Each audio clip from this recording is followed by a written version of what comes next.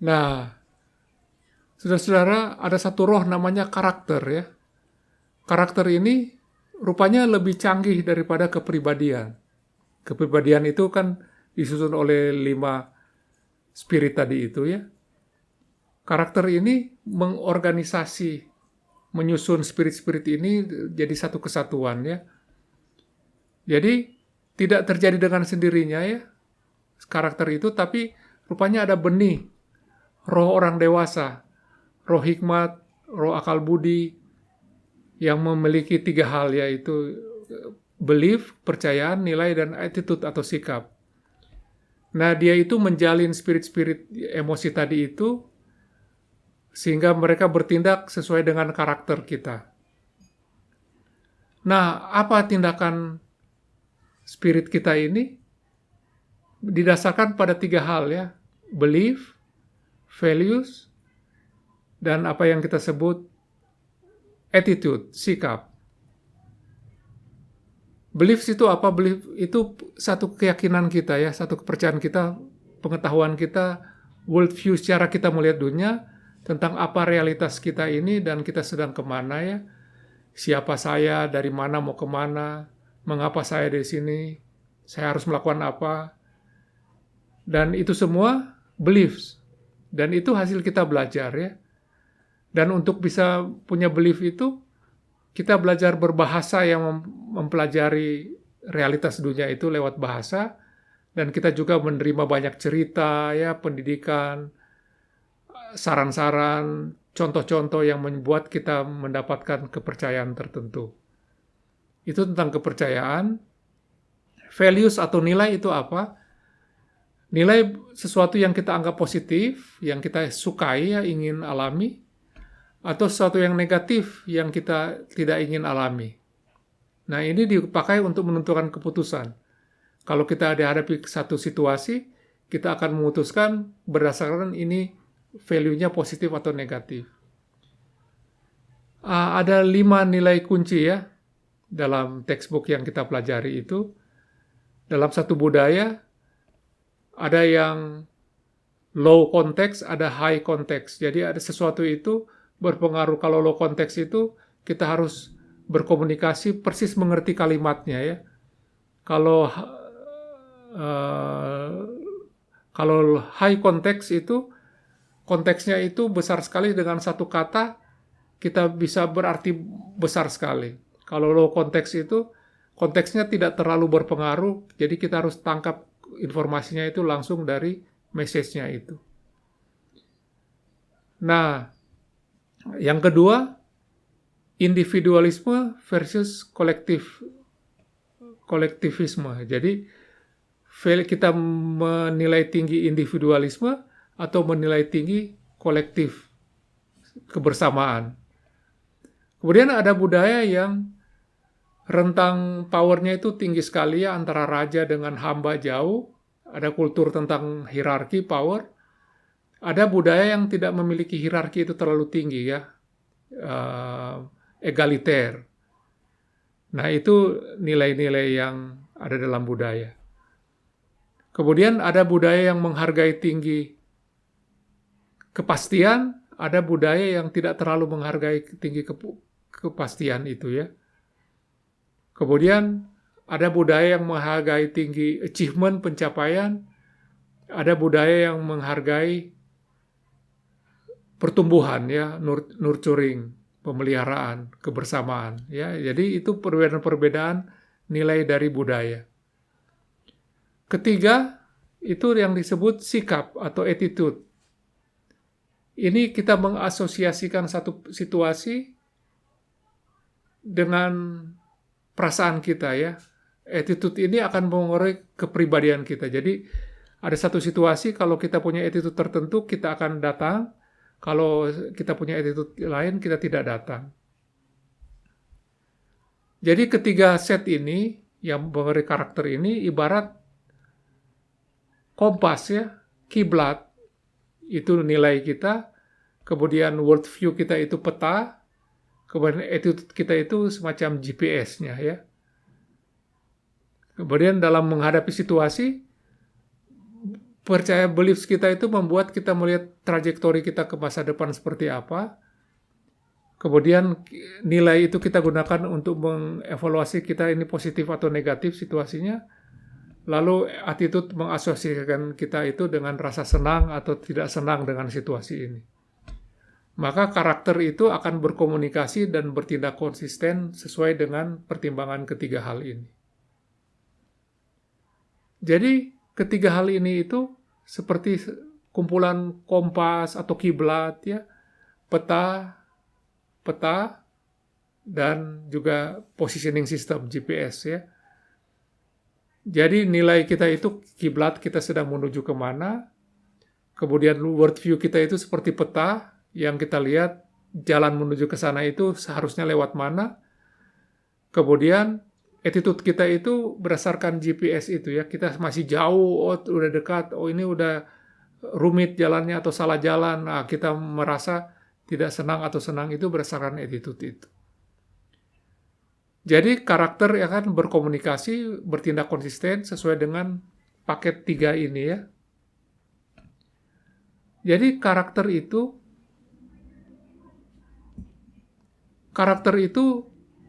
dilahirkan dari template benih yang ditaburkan oleh orang tua, oleh guru, tokoh masyarakat, guru agama, media massa, selebritis ya, teater, budaya, bioskop, internet. Nah, mereka itu bertindak seperti super ego di dalam konteks Sigmund Freud tadi itu ya. Mereka membentuk, mengajarkan pada kita apa sebetulnya ya? Nilai-nilai, beliefs, worldview tadi itu, dan sikap attitude ya. Jadi budaya ini kemudian menghasilkan bahasa yang efektif untuk mengajarkan paket ini. Nah, saudara-saudara, yang menaburkan benih karakter ini tidak selalu sama dalam budaya yang sama ya. Ada yang kita sebut istilahnya co-culture. Co-culture itu menggolongkan prinsip-prinsip itu berdasarkan usia ya. Ada orang remaja, lansia, dan sebagainya itu co-culture berdasarkan usia. Ada yang dibagi berdasarkan ras atau etnis, orang Sunda, orang Batak, orang Barat, orang Arab, orang Cina, orang Indo, orang pribumi, itu co-culture disebutnya ya. Kemudian ada yang berdasarkan warga negara, WNI, imigran, orang asing, nah itu pengelompokan co-culture. Ada yang berdasarkan wilayah, oh ini orang Jawa Timur, ini orang Jawa Tengah, ini orang Udik, ini orang Gunung, dan sebagainya. Jadi wilayah itu kita berikan asosiasi karakter tertentu. Dan tidak kalah pentingnya tuh agama ya. Orang yang agamanya sama kita bilang co-culture-nya sama ya. Islam, Kristen, Hindu, Buddha, dan agama-agama yang lain. Kemudian ada yang co-culture berdasarkan aktivitas, netters, YouTubers, netizen, gamers, bikers. Ini semua ini membuat co-culture. Jadi saya bisa menjadi member dari berbagai culture-culture ini, dan ini adalah jalan saya itu untuk berkomunikasi dengan pas, karena masing-masing co-culture itu punya bahasanya masing-masing ya. Oke, jadi karakter itu mengembangkan perikoresis ya, tarian dari berbagai roh-roh ini untuk terintegrasi baik dengan roh budaya maupun berbagai roh karakter-karakter dari co-culture itu. Dia terjalin dengan kita punya kepribadian tadi itu, membentuk konsep diri. Jadi konsep ini dibentuk oleh culture dan co-culture, seperti meracik ya roh di dalam diri kita itu. Nah, dalam berkomunikasi budaya dan co-culture, kita memiliki bahasa-bahasa yang efektif yang khas dalam bidang tersebut ya. Super ego itu sama, kalau kita budaya yang sama, super egonya sama ya. It-nya unik, masing-masing punya it-nya, dan ego ini yang memadunya menjadi karakter yang konform ya, cocok dengan super ego, tapi unik menurut kepribadiannya. Jadi sebetulnya menurut kita itu ini akar perilaku dari komunikasi pribadi dalam satu budaya. Kita ingin memperlihatkan bahwa kita bagian dari budaya, conformity, tapi pada saat yang sama kita akan menonjolkan juga keunikan atau keistimewaan individu kita. Jadi dalam budaya kita akan memperlihatkan kita masuk dalam budaya, pada saat yang sama kita memperlihatkan keistimewaan kita. Nah, apa yang dibicarakan dalam percakapan dalam budaya yang sama? Memang pasti hal praktis ya, kebutuhan-kebutuhan tertentu yang kehidupan sehari-hari. Dan juga untuk membangun relasi. Tapi jangan lupa juga, komunikasi kita dalam budaya itu bertujuan mengkonfirmasi identitas kita itu siapa ya.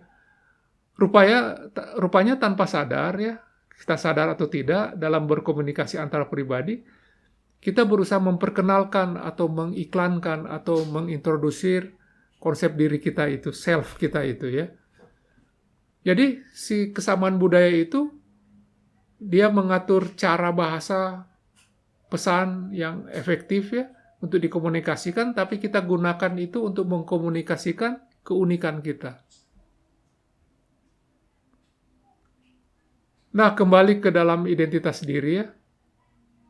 Kalau komunikasi yang kita sampaikan itu tidak sejalan dengan konsep diri, terjadi yang kita sebut disonansi. Ini disonansi berlawanan dengan resonansi. Jadi, tampilan luar kita itu tidak cocok dengan roh, spirit kita itu. Nah, disonansi ini selalu menjadi sumber persoalan dalam diri kita, keresahan ya, sumber keresahan kita ya. Misalnya begini, kita punya konsep diri jujur, taat beribadah, tapi karena kepepet di ujian, kita terpaksa berbohong. Atau kepepet di jalan, kita terpaksa menyogok petugas misalnya ya, yang kita tahu salah, tapi kita harus lakukan itu dengan pertimbangan lain. Nah, itu terjadi disonansi dalam diri kita itu. Persoalan lain dalam budaya itu adalah komunikasi tentang derajat dan power ya. Budaya atau kultur itu seringkali mengatur level-level orang. Nah, komunikasi itu seringkali dimaksudkan untuk memastikan bahwa tatanan hierarki ini dijaga. Kalau ini dilanggar, maka muncul keresahan ya. Kalau komunikasi tidak mengafirmasi level ini, seringkali terjadi keresahan di dalam komunikasi. Apa masalah komunikasi budaya? Roh yang dibawa budaya itu sering juga mengandung roh-roh yang membawa rasa takut yang menghantui ya.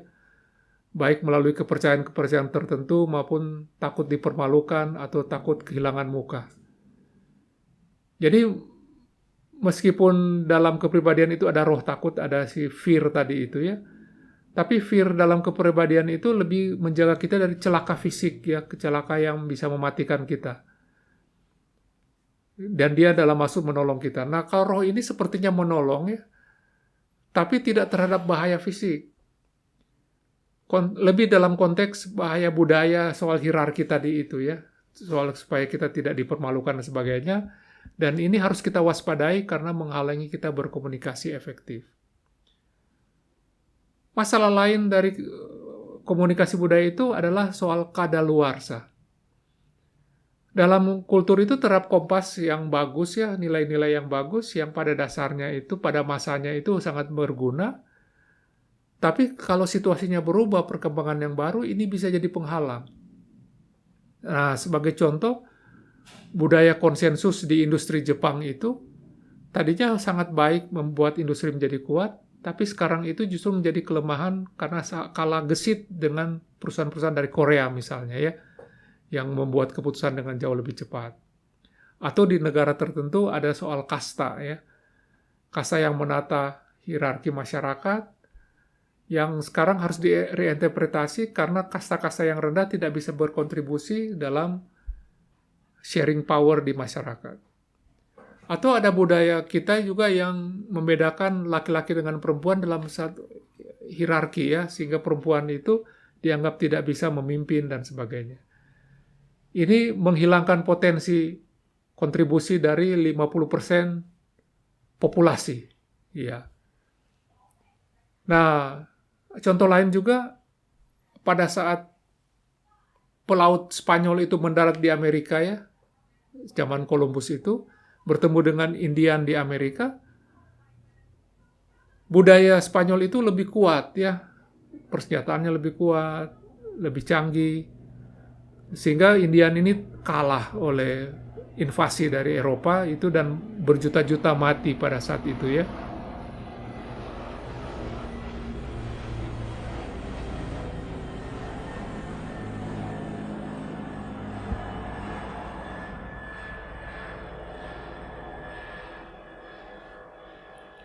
Ya, saat pelaut Spanyol berjumpa dengan Indian Amerika ya, budaya Indian ini sebenarnya tinggi tapi kalah kuat terhadap budaya Eropa. Sehingga banyak yang mati ya, barangkali jutaan yang mati, dan kebudayaan Indian itu hampir punah, digantikan oleh kebudayaan mix, interaksi perkawinan antara orang Indian dengan orang Eropa yang menghasilkan bangsa Meksiko. Mereka yang bertahan sampai sekarang. Jadi saudara-saudara, kita harus berani mengembangkan budaya kita dengan bergaul dengan orang yang berbudaya lain, supaya kita bisa beradaptasi dengan zaman ya.